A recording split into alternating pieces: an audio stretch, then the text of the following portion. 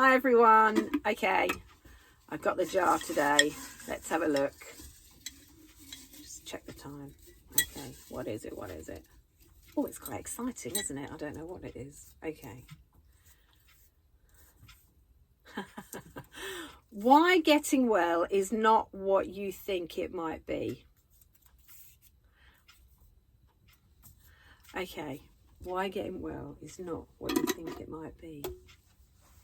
Why getting well is not what you think it might be. I think a lot of people come in, and when they do finally come to see a therapist, it's like, yeah, come on, I want to get better. I want things to change. And I think a lot of people think that's going to be easy. And I always tell clients on the first meeting, how much do you want to be well?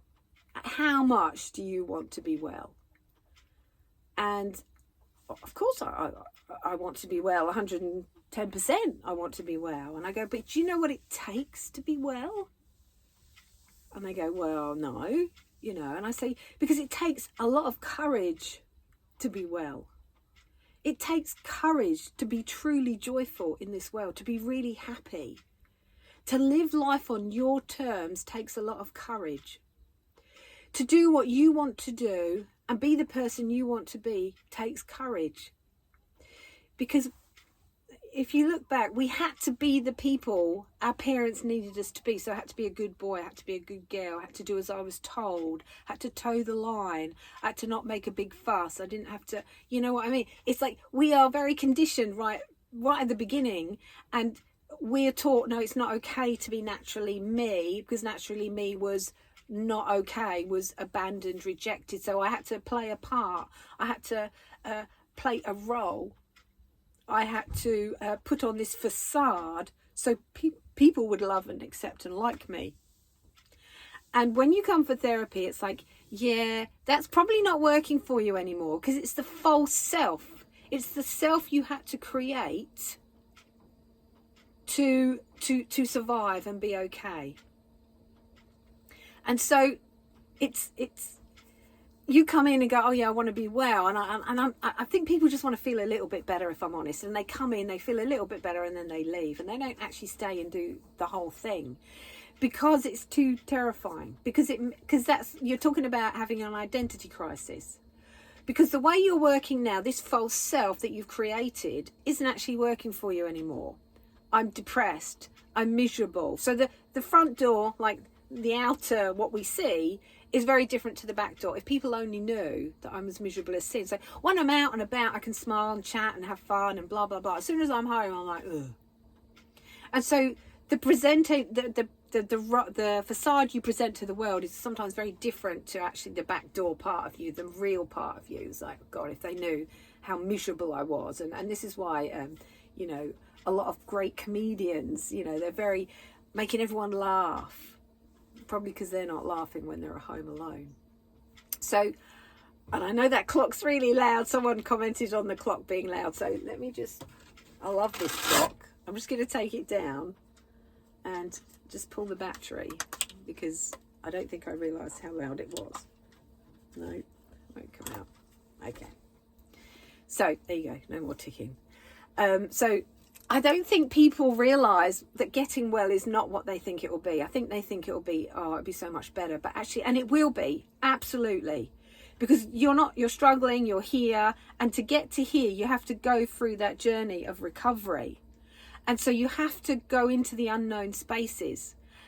And there's a term, it's called liminal space. It's the threshold, which is Latin for threshold. And you're on a threshold of getting to that better place. But first of all, you have to go through the darkness of the unknown. We're all terrified of the unknown. No, I want to be safe. I'd rather be miserable and because that's what I know. That's what I've known for many years. And so to step outside of that takes a huge amount of courage. And a lot of the time it will happen when you are so miserable. You're on the verge of losing everything, losing your relationships, because maybe it's an addiction. Or maybe it's a depression, you can't get out of bed. And the trouble with us human beings, sometimes it has to be really bad. So the pain of what you might have to go through is kind of looks a bit less than the pain you're actually in. And that's just the way we are. sometimes we just struggle so much because it takes courage. It's not easy to go out there and get well and be better and be truly happy. It takes courage to be happy. I think I told you before when I said I didn't worry about my kids, and the person I was with said, "Oh, don't you care about them?" So you think someone who doesn't worry isn't going to be judged and seen as uncaring or like someone who doesn't love their kids? Can you see what we come up? If I'm really happy with who I am, if I really like who I am, then you are going to trigger all the people outside of you that don't. Well, who does she think she is? Gosh, she's a bit up herself. She doesn't even worry about her kids. And so they judge. So to be really well takes courage, because the people around you might not like it. People around you might reject you. You might start to focus on the positive side of life. Well, all those people that are in your life that maybe focus on the negative, well, they won't have anything in common with you. And this is when you work with people in rehab with addictions, you realize that they might have to lose all their friends. All their friends might disappear. They might have to let go of some really bad relationships. Or, I mean, I've had clients say to me, it's like I've got to let all my friends go. And they thought they were friends while they were unwell. But as soon as they started to get well, those friends didn't have anything in common with them. And the person that was getting well didn't actually enjoy their company anymore. They had nothing in common and they wanted to move away from those people. And so getting well is not what you think it might be. I'm just reading the question. Why getting well is not what you think. You actually might lose your identity and have an identity crisis. You might actually all lose your family and friends and everyone that's around you, and they might turn against you, reject you, punish you for actually doing things differently. And so I think getting well is not what you think it is. I think you think getting well is going to be easy. No, it's going to be the hardest thing you ever do. It's going to take courage, and it's going to take, and there's a lot of fear that's going to come up. Well, what will people think? I remember when Steve and I were going to sell the house and buy a caravan and go travel and live in it. People were like, you can't do that. What do you want to do that for? And they didn't like what we were doing, and that's okay. They don't have to like it, but absolutely that actually more people were okay with it than I thought for a start. There was only a couple of people that said negative things. Most people were like, yeah, go for it. Wow, that sounds like a great idea. And my family were really supportive when we did that. It was just a few people on the peripherals that were like, what do you want to do that for? But I realized this fear came up in me. Well, what will people think? Will they judge me? Will they think I'm mad? Will they think I'm nuts? And so that was my fear that I had to realize was a fear, look at. And it was just false evidence appearing real, because really I didn't actually care what people thought. I really didn't. And so when you go and do this work, and I think people come in and they realize they're changing, and change is terrifying. The unknown is terrifying. Two things that we're always afraid of. And so I don't think getting well is what people think it is. I think it can be really scary, terrifying maybe, because they are going to change, and therefore and this is why when you change, everything changes around you. So it's keeping an eye on the time. So, and I think a lot of people think it's easy to be happy. No. I think it's easier to be miserable, because miserable is perhaps what you've known. Negativity, fear, worry, anxiety, disappointment. You know that. You're comfortable with that. We get very comfortable. We're very habitual as people. We get very comfortable in our not being okay. And that, this is such a big subject, isn't it? We could go on and on. I could talk about this for hours. Yeah, because it leads into so many other things about consciousness and subconsciousness. Because the conscious part of you, the bit that you know, might want to get really well, right? Yes, like I want to be slim, right? The conscious part of you. But then you've got this subconscious part of you, which they reckon is 5% conscious, what you know, 95 subconscious, what you don't know. So there's you moving forward. Yeah, I want to lose weight. And then there's 95 go, it's not safe to lose weight. It's not safe to change. It's not safe to look at yourself differently. It's not safe. You see, your subconscious part of you is trying to keep you safe, but actually it's sabotaging you. And that's what self-sabotage is.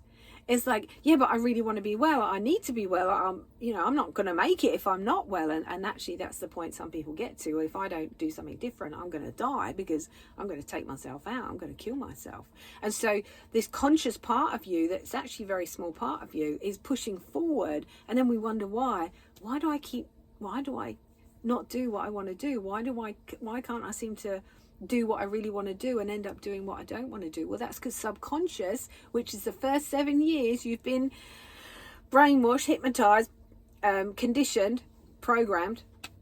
It's not safe. It's not safe to step up and be seen. It's not safe because what happened when you did have a voice and you did step up? Maybe you got squashed down, maybe you got battered, who the hell do you think you are? That tall poppy syndrome. Well, who do you think you are? And so it's not safe to put my head up and go, I'm here and this is what I've got to say. And so you have to rewire that. You have to rewire that in.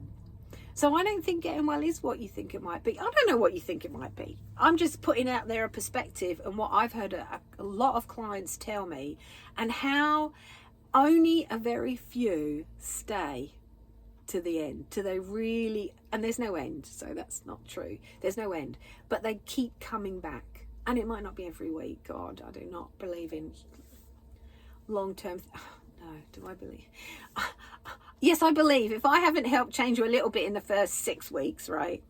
But then it's ongoing. There's stuff always going to be coming up. The healing journey doesn't end. It keeps coming up. And it comes up through triggers. It comes up when you get sort of taken aback by something or someone or something happens and you get this big stuff come up. So it's always happening. It never stops. It never ends, because believe me, there's a depth to you that knows no end. And so, but if you can do a little bit of work, then you know what to do with it when it does come up. You know how to handle it, because fear is I won't cope. But when you start to get well up, get better, more healed, you heal some of that stuff, you try to change the way you think about yourself, you change the way you respond to your emotions. It doesn't matter what comes up, you'll cope. And I know that. I know what happens, I'll cope. I will cope, because I coped with everything. Nothing's taken me out so far. And I will cope. And even if the worst thing happens, I know I'll be devastated. I know I'll be bereft beyond measure. But that's the price you pay for loving deeply. And I wouldn't have it any other way. I will honour how I feel. But I know that I'll survive and I'll cope and I'll come out the other end. And I think a lot of people don't think that they will. They think, if something terrible happens, I wouldn't cope, I'd die. And that's a scary place to live in, I think. So, sorry, I'm just checking the time. I don't think getting well is what you think it might be. But hey, I don't know. What do you think it might be? What stops you? Is there this, this sort of things aren't quite right? In the previous video, I talked about healing. And sometimes we don't know we've got a wound. Sometimes we don't realise why we do the things we do. And it takes a lot of courage to sort of step outside of that and say, actually, I want things to be different. And that's why sometimes it has to get really bad before we go get the help. But anyway, hopefully that was interesting for you. Why getting help is not what it might be, what you think it might be. Because I like to talk about that. In the first session, I say, what's your biggest fear? And a lot of it is, I'm afraid of what might come up. But they don't know till they go through it, I think. So, because getting well is going through, you're here, you want to perhaps feel better, and you have to go through this, and some people call that the dark night of the soul. So that's you letting go of who you think you are, so you can make room for becoming who you want to be, and being much more proactive, much more what's the Maslow's hierarchy. It's so you're self-fulfilling, so you're more self-actualized, you have more agency. Basically, you take back the power, because this is who you had to be to survive. But it's not working for you anymore. You're in your 20s, 30s, 40s, 50s, I don't know. It's not working for you anymore. And so to get over here, you have to go through that uncomfortable shift, change, confusion, because you kind of know who you are here. You've created this ego adaptation. There's nothing wrong with that. That's what we all have to do to survive. And now you're going to create a new way of being. And change is difficult. Other people don't like change. You don't like change. You're up against it. So be courageous. If there's something you feel dis-ease or something wrong, go speak to someone. Go talk to someone. Be brave. Get your needs met. It takes courage. And courage is not about not having fear. It's about feeling the fear and do it anyway.